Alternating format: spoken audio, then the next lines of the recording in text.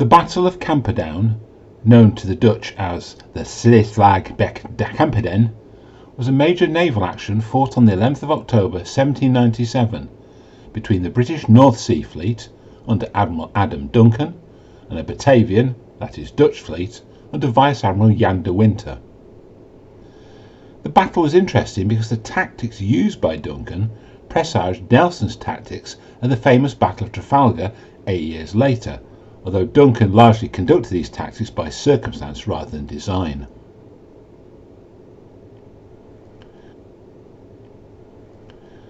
In 1793, the stressed Ancien regime of France, bankrupt both economically and morally, finally collapsed under the weight of revolutionary fervour.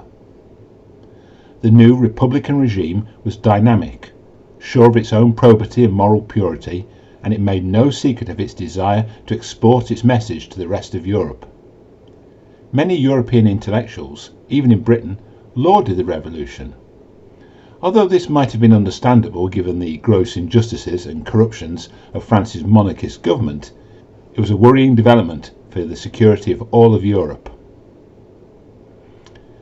We have grown accustomed to thinking of the naval side of the Napoleonic Wars as a period of unbroken British success, and although this did turn out to be true, affairs were by no means as certain at the time, certainly at the start of the period. In 1794, the Royal Navy was undoubtedly the single most powerful maritime force in the world, but it's often forgotten that the French were number two. Moreover, they had allied to Spain, another traditional maritime rival of Great Britain, and in 1795 French revolutionary armies had overrun the Netherlands, reorganising it into a French client state called the Batavian Republic, and adding the small but very capable Dutch navy to their roster. The combined fleets now outnumbered the Royal Navy. Both Spain and the Netherlands had been major maritime powers for centuries, although their economic success had long since been eclipsed by the British. In the last years of the 18th century, they were both clearly declining powers, but still forces to be reckoned with. The advent of the Dutch into the conflict was particularly troublesome, as their positioning broadened the front where landings could be made on Great Britain and thereby stretched the Royal Navy's defences. To meet the challenge posed by this new French ally, Britain had established a North Sea Fleet, based at the port of Great Yarmouth in Norfolk. Its main function was to watch the Texel, where a substantial Batavian fleet and a French army were based. Its commander was Admiral Adam Duncan, a particularly tall 66-year-old Scotsman who had joined the Navy at age 15 and worked his way up through the ranks. He had a steady, if rather unspectacular record, although he had been commended for bravery on several occasions. He was certainly highly regarded in the Navy. Nelson was supposed to have had a picture of Duncan in his cabin. The opening years of the Revolutionary Wars had not gone well for the French Navy. They had suffered heavy losses at the mid-Atlantic battle known as the Glorious 1st of June in 1794 and during the subsequent Campaign of the Great Winter in January 1795. In late 1796, after prompting from representatives of the United Irishmen, a society dedicated to ending British rule of the Kingdom of Ireland, the French Atlantic Fleet launched a large-scale attempt to invade Ireland. This too ended in disaster, with 12 ships lost and thousands of men drowned in fierce winter gales. For 1797, a new plan was formulated. The French and Batavian fleets would merge and attack Ireland together. 13,500 Batavian troops joined the fleet at the Texel and only waited for easterly winds to enable them to sweep past the British blockade. Meanwhile, the Royal Navy had its own problems. Tensions in the fleet had been growing. The war had caused a massive expansion in the Navy, from 134 ships and 45,000 personnel in 1793 to 633 ships and 120,000 personnel by 1797. The increase had been largely achieved by impressments. Wages had not been increased for over a century and were usually months late. Rations were terrible, shore leave forbidden, and discipline harsh. In mid-April 1797, this led to a mutiny among 16 ships moored at Spithead near Portsmouth. As mutinies go, it was a remarkably civilised affair. Most of the officers were allowed to remain in control of their ships, while representatives of the sailors presented a list of their grievances. Normal dockside routines were observed. Ships scheduled for convoy or patrol duties sailed as planned. The mutineers made it clear that in the event of a real French invasion threat, the mutiny would be suspended, and they made it a point of celebrating King George's birthday with 21-gun salutes. A strike would have been more apt term than mutiny. After 2 weeks of negotiations, Admiral Hood, a much respected commander, mediated a settlement. The mutiny had achieved almost all of its aims: increasing pay, removing unpopular officers, and improving conditions for the men serving in the Channel Fleet, and ultimately the whole Navy. Unfortunately, what became known as the breeze at Spithead had created a precedent, and on May the 12th a much more serious mutiny started on board the floating battery HMS Sandwich in the Nore anchorage, and quickly spread to at least 15 more Royal Navy vessels anchored in the Thames. The North Sea Fleet was not immune either. There had been unrest on 2 of Duncan's ships, his flagship Venerable and the frigate Adamant. Duncan, who was a popular commander, managed to control the situation by the force of his personality. However, the situation remained tense. The Admiralty considered ordering the North Sea Fleet to suppress the Nore mutiny by force. Duncan considered a course of action distasteful in the extreme, but replied that he would obey. Inevitably, this plan leaked to the sailors. So, when news arrived that the Batavian fleet was preparing to sail, and Duncan issued orders for the North Sea Fleet to weigh anchor and move to intercept them, the men naturally feared that they would be engaging the Nore mutineers, and they refused to obey. Ship after ship overthrew their officers and declared for the mutiny, leaving only Venerable and Adamant taking Duncan's orders. As he later wrote, "To be deserted by my own fleet in the face of the enemy is a disgrace which I believe never before happened to a British admiral, nor could I have supposed it possible." Duncan had left a skeleton force to watch the Dutch coast, consisting of the 74-gun ship HMS Russell, the 50-gun frigate HMS Isis, and 2 small cutters. He joined them with his 2 loyal ships. To convince the Batavians that his force was stronger than it actually was, he moved them around constantly, and used the old trick of making signals to non-existent ships beyond the horizon. The situation remained fraught. Duncan eventually became so desperate that he anchored his squadron in the Mars Deep Channel and gave orders for them to fight until they sank, thereby blocking the channel and bottling the Batavians in their own harbour. Fortunately for Duncan, this was unnecessary. The expected Batavian attack never materialised. The troops were not ready, and Duncan's disinformation campaign convinced Jan de Winter that a large British fleet was over the horizon. Eventually, the Nore mutiny collapsed, and Duncan was able to be reinforced. The Continental Allies had completely failed to capitalise on the Spithead and Nore mutinies. For nearly 2 months the English Channel had been virtually undefended. By August, with the weather worsening, the invasion had been officially cancelled. The Batavian troops were disembarked and returned to other duties. The bad weather also affected the British blockade. Accumulated minor damage began to take its toll. By September, supplies were also running low, and with the danger of invasion seemingly over, Duncan's battered ships were ordered to withdraw to Yarmouth for some much-needed resupply and refitting. Duncan himself was less certain about Batavian preparedness. He refused to set ashore and hurried the dockyard work along as much as possible, and he insisted on sending some ships back to the Dutch coast as soon as possible. HMS Russell, HMS Adamant, and 4 smaller ships arrived off the Texel on the 6th of October, coinciding with De Winter setting sail. One of the great mysteries of Camperdown is why the battle occurred at all. The Batavian fleet did not move when it had an army ready to transport. It was only when the soldiers withdrew that they sallied out. It seems that the Committee for Naval Affairs in The Hague, having become aware the British blockading force was under strength, had ordered Admiral de Winter to sail. The plan seemed to be to try and overwhelm a weakened British force. Another factor was that continuous confinement in harbour was seriously degrading the efficiency of the sailors, and there were also doubts about their loyalty. The dominance of France and their enforced participation in the Republic's wars was unpopular with the Dutch people. There was a lot of support for the Dutch monarchy, the House of Orange, particularly in the fleet. The Batavian fleet was quickly spotted by HMS Russell, which notified Duncan by dispatch vessel and began shadowing. Before midday, Duncan was steering for the mouth of the Texel with as many ships as he could. intending to intercept De Winter on his return. By evening, the North Sea Fleet was at full strength and anchored off the Texel. 22 merchant ships were in the harbour, but there was no sign of De Winter's warships. They were cruising off Lowestoft in Suffolk, hoping to pick off isolated British ships. De Winter was aware of the British shadowing vessels and made several attempts to drive them off, but all were foiled by the superior speed of the British vessels. Batavian fishing vessels informed De Winter that the British North Sea Fleet was at sea. He immediately ordered his fleet to head to the Dutch coast, aiming for the village of Scheveningen. These movements were duly reported by HMS Russell, and Duncan turned southwestwards, hugging the coast. At 0700 on the morning of 11th of October, Duncan made contact with the shadowing group, which reported De Winter's position further to the southwest. They were also hugging the coast and close to the village of Camperdown.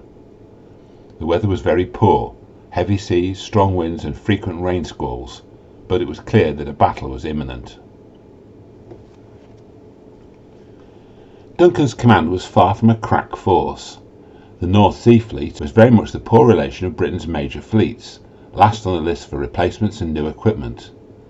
The Channel Fleet and the Mediterranean Fleet were the plum commands. The North Sea Fleet had by far the largest proportion of older, less capable vessels. At this time, the classic two-deck 74-gun warship, actually a widely copied French invention, had not completely superseded older designs. Duncan's fleet had only 7 of them, with another 7 of the older 64s. Some of the latter at least had been designed as large merchant vessels for the Far Eastern trade and had been converted into warships. This was rarely a recipe for a successful warship, although it didn't seem to particularly affect the British at Camperdown. The balance of the fleet was 3 heavy frigates, a light frigate, and an assortment of cutters and sloops used for scouting and communication work. They were not expected to fight. Vice-Admiral Willem de Winter was 20 years younger than Duncan, although a similarly tall and imposing figure. He had served in the Dutch Navy as a young man, but had been forced to flee to France because of his marked anti-royalist politics. He joined the French army, rose to the rank of Brigadier General, and then returned to the Netherlands after the French took over the country. He re-entered naval service and was appointed as commander of the new Batavian fleet. De Winter's force was very comparable to Duncan's North Sea Fleet. He had only 4 74s, but also 5 68s and 2 64s. The rest of the fleet consisted of half a dozen smaller 4th rate 56 44-gun frigates and a mass of smaller brigs. Overall, the Batavians had a slight numerical advantage and actually rather more cannon, particularly as many of the smaller British ships were not to engage, although the British guns were, on average, a slightly larger calibre. Duncan sailed south in search of his enemy. 2 fleets came into contact roughly 18 miles off the Dutch coast. The prevailing winds were westerly, giving the British the weather gauge. De Winter drew his fleet closer inshore and began to form them into a solid line of battle. This presented problems for Duncan. His original intention had been to parallel the Batavian line and then bring each of his ships between 2 opponents, raking to each side as they did. But the Batavian formation and the proximity to the shore made this impractical. Worried that his opponents would be able to disengage, Duncan ordered his fleet to increase speed. Unfortunately, with the poor weather and wide variety of ships in his command, all capable of varying speeds, the British fleet began to straggle, and at 1100 Duncan gave orders for the lead ships to shorten sail so that the slower ones could catch up and he could re-establish a fighting line. The problem with doing this was that it gave the Batavians time too. De Winter had formed his major units into the standard line, with the minor vessels forming a second line behind, covering any gaps with their guns. Duncan realised the Batavian strategy was to try and lure him onto the shoals, where, at the least, his larger ships would lose much of their freedom of movement, and at worst might even run aground. He saw there was no time to lose, and ordered his force to immediately turn and attack whichever Batavian ship was directly ahead of them, then break through and continue their attack from leeward. Unfortunately, the continuous flurry of signals, many of them missed through the poor visibility, meant that many British ships were initially unaware of this plan. Fortunately, the ragged British advance caught the Batavians by surprise as well. The sudden British movement meant that gaps were still open between their van, main body and rear. The variations in speed meant that the British formation had coalesced into two large clumps, the leading one led by Duncan in HMS Venerable, the rear, rather larger one, led by a second-in-command, Vice-Admiral Onslow in HMS Monarch. Duncan made for the Batavian van, while Onslow was ordered to break into their rear. Duncan's northernmost division consisted of 8 ships of the line and the frigate Circe, and was aimed at the Batavian flagship Vrijheid, which was 5th in line. The southernmost division consisted of 8 rather larger ships and the frigate HMS Beerloo. They were aimed at the 4th ship from the rear of the Batavian line, the Jupiter. The minor British warships were arranged in a line between the two divisions, where they acted to repeat signals. Unlike their Batavian opposite numbers, they were not expected to fight. It was Onslow's southernmost division that made contact first, just after noon. HMS Monarch was battered as she closed, but the Batavian rear vessels were some of their smallest, and their firepower modest. They had drawn up very closely, and it seemed impossible to break their line, but Onslow declared, "Monarch will make a passage," and pushed between Jupiter and the Haarlem, raking both. HMS Monarch then swung around to lie alongside Jupiter. The Batavian frigate Monnickendam and the brig Daphne pulled out of the second line and bravely attempted to fill the gap HMS Monarch had created. However, HMS Powerful moved through before they could do this, and these two ships of the line were more than a match for the smaller Batavian vessels. Both were severely damaged and forced back. The rest of Onslow's group followed their admiral. HMS Montague attacked Alkmaar, and HMS Russell attacked the last Dutch ship, the 56-gun Delft. HMS Director, under command of one William Bligh, of Mutiny on the Bounty fame, passed up the Batavian line until it reached the battered Haarlem, engaging the ship at close range. HMS Veteran cut across Jupiter and joined the northern part of the engagement. The last British warship, HMS Adamant, reached the fight late and joined the attack on the already battered Haarlem. The only ship not to engage was HMS Agincourt, which for some reason was held out of the melee, but even without her, the British had a considerable superiority in numbers and guns against the isolated Batavian rear. 7 large British warships were engaging 6 smaller Batavian vessels, and naturally soon overwhelmed them. The gallant Jupiter was the first to engage, but also the last to surrender. The only possible help, the 3 ships in the Batavian centre, Brutus, Leyden and Mars, pulled away to join the northern fight. As a result, the fighting at the north end of the line was much more equal. The main clash centred on the 2 flagships. Duncan had originally intended to break the line between their head and the next ship, Stad-General, but the Batavians were too close together, so Duncan instead cut through behind Stad-General, raking it twice, and then swinging HMS Venerable around Vrijheid and engaging her from the lee side, while HMS Ardent attacked from the windward side. The smaller British ships suffered heavily in the resulting exchange, and in fact HMS Ardent had one of the highest casualty rates of any ship in the battle. Once again some of the Batavian frigates in the second line joined the attack, and in fact both Venerable and Ardent were surrounded at one stage. At the height of the fighting, the colours and signal flags on HMS Venerable, including Duncan's personal flag, were brought down by cannon fire. This was serious, as the lowering of an admiral's flag was an accepted signal of surrender. A 22-year-old sailor named Jack Crawford scrambled up the remnants of the mainmast, unable to fix a new set of colours, attached them with hammer and nails, providing the source of the well-known phrase, "to nail your colours to the mast." The British flagship was soon supported. HMS Bedford broke through the Batavian line between Vrijheid and the ship ahead of her, Gelegenheid, and then engaged Admiral Decisive. HMS Triumph engaged the Wassenaar, and at the front HMS Bellicoeur pierced the Batavian line and attacked Bescherme from leewards. HMS Isis failed to break through, so engaged Gelegenheid from windward. That made 3 British ships attacking the Batavian flagship. The arrival of the 3 ships from the unengaged centre of the Batavian line came not a moment too soon.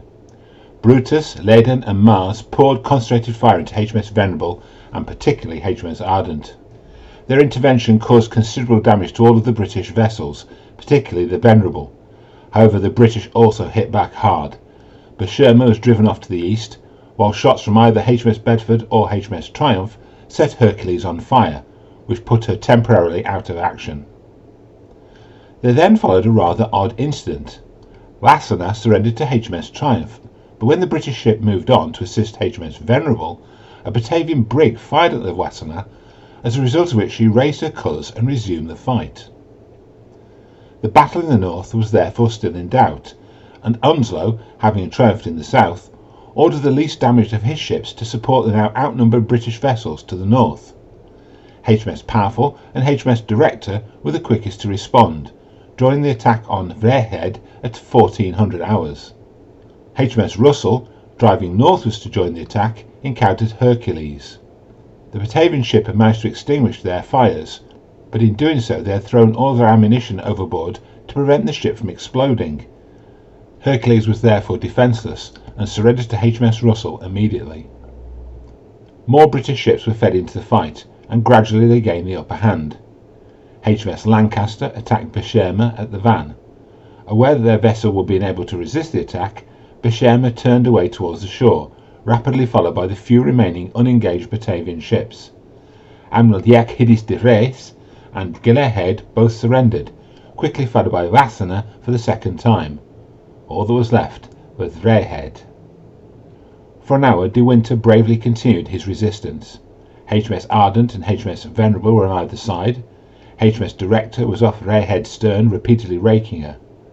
At 1500 all three of Vryheid's masts collapsed, blocking the fire of her starboard battery. By now De Winter was the only officer uninjured, but he still refused to surrender. Instead he tried to raise signal flags with his own hands, calling for help, only to find that the halyards had all been shot away. So with the help of the carpenter he tried to repair the ship's barge so that he could transfer to another ship and continue the battle, and it was there that a boarding party from HMS Director found him. The surrender of Vryheid brought an end to the main close-quarter melee. 11 Batavian ships had by now struck, and most of the rest turned from the action and made rapidly for shallower water. Duncan did not pursue. The weather was too bad and his ships too battered, and moreover undermanned due to the terrible casualties they had suffered. Taken on board HMS Venerable, De Winter held out his sword as token of surrender.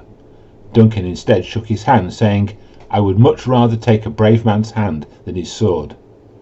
Both men were very tall for the age, and De Winter remarked that it was miraculous that two men of their size could come through such a terrific battle unscathed. Duncan agreed, and the two retired below for a congenial dinner. Casualties in the battle were very heavy on both sides, proportionally higher on the British ships than if they had fought the French or Spanish, testimony to the skill of the Batavians. In total, British losses were recorded at over 200 killed and between 600 and 800 wounded. Batavian losses are more difficult to estimate. Records are incomplete, particularly on the captured ships.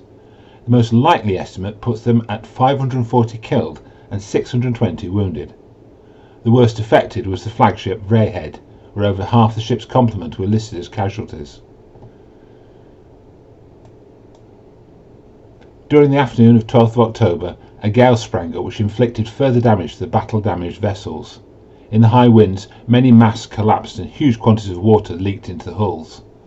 In spite of all efforts, one of the earliest Batavian ships captured, the Delft, foundered with heavy loss of life, including the sole surviving Batavian officer, who had insisted on staying on board until the wounded were rescued. Two others, Monnikendam and Ambuscade, had to be run aground on the Dutch coast. All on board were saved, although the British prize crews were made prisoner. Monnikendam was completely wrecked, but Ambuscade was subsequently repaired and returned to service. As a result of the weather and the heavy damage many had received, Duncan's North Sea fleet limped into Great Yarmouth over several days. News of the victory had spread throughout Britain by then, and honours were showered on the participants. Duncan was made a baron and a viscount, given a generous lifetime pension, and presented with many gifts by various patriotic societies, particularly in Scotland. Onslow was made a baronet and given a valuable presentation sword. 2 captains were knighted, and all were presented with gold medals. All lieutenants in the fleet were promoted to commander. Nor were the casualties neglected. A public subscription was taken up for the widows and wounded and raised over £52,000, equivalent to many millions today. Not all of the reactions were positive. Captain John Williamson of HMS Agincourt was accused of holding back from the action, court-martialed, found guilty of disobedience and failing to engage the enemy, and drummed out of the Navy. There were also some recriminations in the Batavian Republic. De Winter attributed his defeat to 4 factors: the superior size and firepower of the British ships, particularly their employment of 32-pounder carronades, the superior way the British ships worked together, their control of the weather gauge, and most significantly that 6 of his ships had failed to follow orders and retired from the battle early. This last seems rather unfair.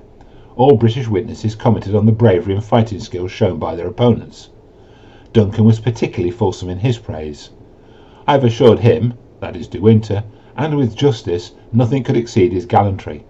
Nonetheless, several officers were brought upon charges and 2 were dismissed from the service, although 1 was subsequently reinstated. A court of inquiry concluded that De Winter himself had behaved most commendably and honourably. All of the captured Batavian vessels were pressed into Royal Navy service, but the damage was so extensive that they were never really properly repaired, and mostly were relegated to harbour duty. The prize court took years to determine the prize money that would be awarded, and the total of £150,000 was much reduced by costs and legal fees. The effects of Camperdown were significant. The victory restored public confidence in the Royal Navy, much shook by the Nore and Spithead mutinies, and it gave the British an edge in numbers and morale in the North Sea for the rest of the war. Duncan followed up the victory with a combined Anglo-Russian assault on the Netherlands the following year, as a result of which the remainder of the Batavian Navy surrendered without a fight. Duncan retired from the Royal Navy in 1800 and died 4 years later. De Winter was released from captivity soon after the battle when news reached Britain that his wife had suffered a stroke. He subsequently became the Batavian ambassador to France before resuming command of the Batavian fleet at the start of the Napoleonic Wars. He remained very loyal to the French cause the rest of his life, suddenly dying in 1812. Jack Crawford, the sailor who nailed the colours to the mast, became known as the hero of Camperdown. There is a very impressive statue of him in Mowbray Park, Sunderland, his hometown.